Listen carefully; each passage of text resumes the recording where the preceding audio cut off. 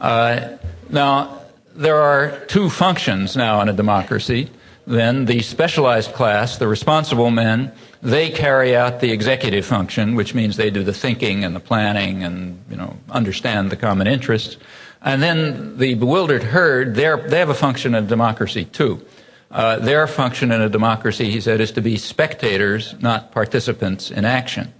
But they have more of a function than that because it's a democracy. They are allowed to lend their weight occasionally to one or another member of the specialized class.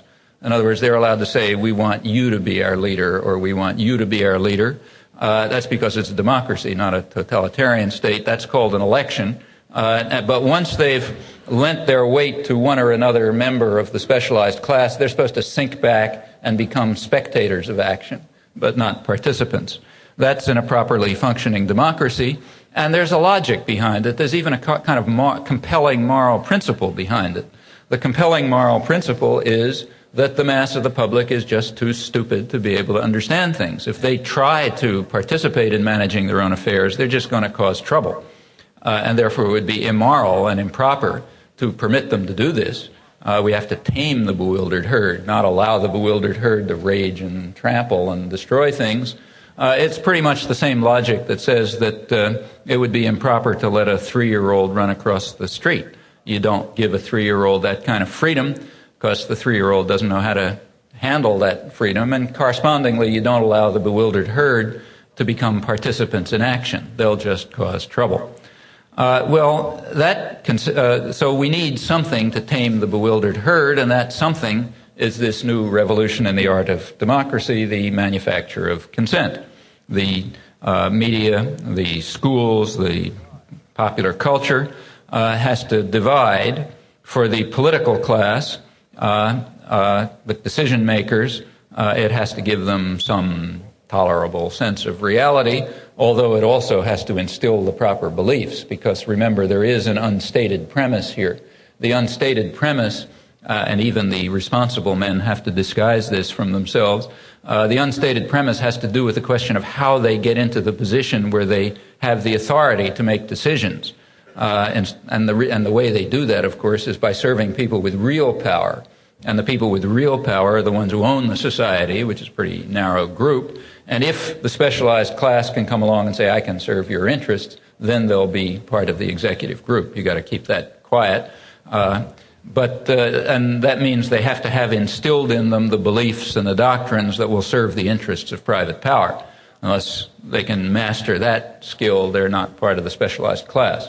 So we have one kind of educational system directed to the responsible men, the specialized class. They have to be deeply indoctrinated in the values and the interests of private power, and the state-corporate nexus that's closely linked that represents it. And if they can get through that, they can be part of the specialized class. For the rest, the bewildered herd, they just have to be basically distracted. Turn their attention to something else, keep them out of trouble, make sure that they remain at most spectators of action, occasionally lending their weight to one or another of the real leaders who they may select among. That point of view has been developed by lots and lots of other people. In fact, it's pretty conventional. So, for example, the leading contemporary modern theologian and also foreign policy critic Reinhold Niebuhr, sometimes called the theologian of the establishment, the guru of George Kennan and the Kennedy intellectuals and others, the way he put it was that rationality is a very narrowly restricted skill. Only a small number of people have it. Most people are guided by just emotion and impulse. And those of us, of course, us, who have rationality, we have to create necessary illusions and emotionally potent oversimplifications to keep the naive simpletons more or less on course. This became a substantial part of contemporary political science. The founder of the modern field of communications, one of the leading American political scientists, Harold Lasswell, he explained a couple of years after this that this is all in the 1920s, the early 1930s, that we should not succumb to what he called democratic dogmatisms about men being the best judges of their own interests, because they're not. They're not the best judges of their own interests. We're the best judges of their interests. And we have to therefore, just out of ordinary morality, make sure that they don't have an opportunity to opt to act on the basis of their misjudgments. In a totalitarian, what is nowadays called a totalitarian state, it's easy. You just hold a bludgeon over their heads, and if they get out of line, you smash them over the head. But as societies become more free and democratic, you lose that capacity, and therefore you have to turn to the techniques of propaganda. The logic is clear. Propaganda is to a democracy what the bludgeon is to a totalitarian state. And that's wise and good because, again, the common interests elude the bewildered herd. They can't figure them out. The public relations industry not only took this ideology on very explicitly, but also acted on it. That's a huge industry, spending hundreds of, by now probably something on the order of $1 billion a year or something. And its commitment all along was to controlling the public mind. The first major trial was a year later in 1936. There was a major strike, the Bethlehem Steel Strike, out in western Pennsylvania, at Johnstown, the Mohawk Valley, and business tried out a new technique of destruction of labor, which worked very well. It was not through goon squads and breaking knees and all that kind of business. That wasn't working very well anymore, but through the more subtle and effective means of propaganda. The idea was to figure out ways to turn the public against the strikers, to present the strikers as disruptive, harmful to the public, against the common interests.